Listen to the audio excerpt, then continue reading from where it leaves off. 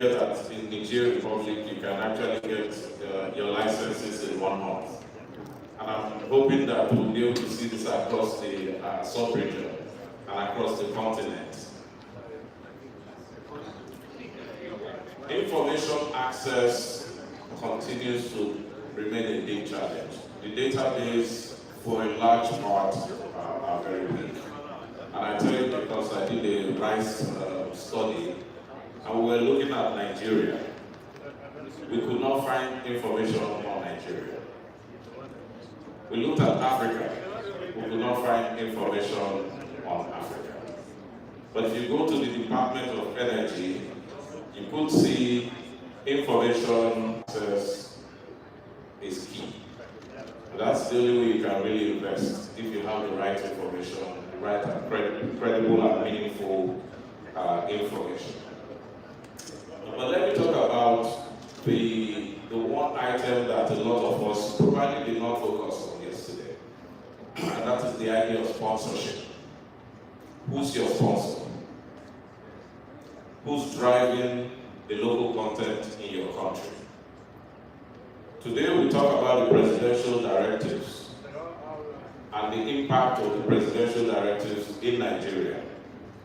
Who's sponsoring your local content in your country?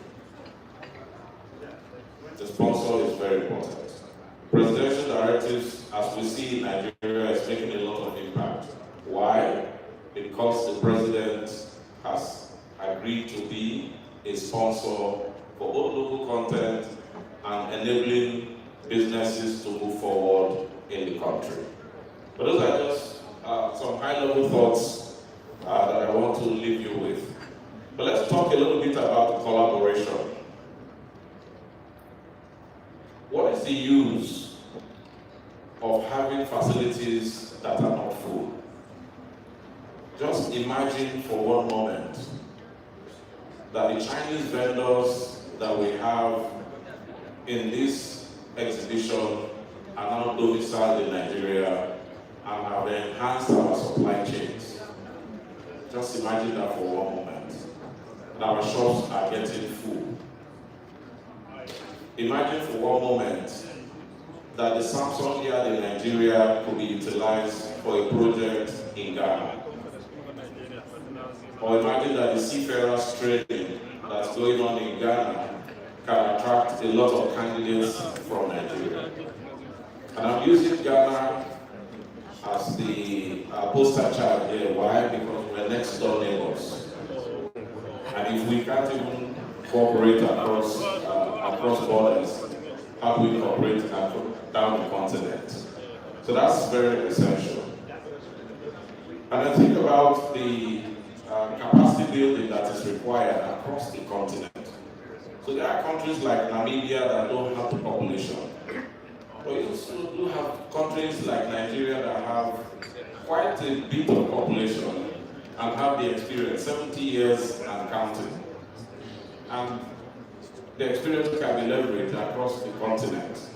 So let's think about it for a little bit. How do we move talent from one part of Africa to another part of Africa in support of the nascent oil producers in Africa? I talked a bit about database and how we share. Can we have a database of the companies that are able to do good work in the various countries and then integrate those to have an African database? That's critical. If you don't have a database, where do you even start from? Sustainability key is at the heart of building capacity. Why build capacity and do one project with that capacity? And then this shops fold up. Why? Why can't we have capacity that is being built to be utilized by others? And I share a bit of what Kazakhstan did. Kazakhstan made the determination that they cannot build the entire supply chains. And they set up what they call key focus areas. And what does that mean? It means if we are going to do modularization, we focus only on modularization. If it's anything else, they are not going to focus on it. So they are very clear about what to do and what not to do, such that the energy is not dissipated across the entire supply chain.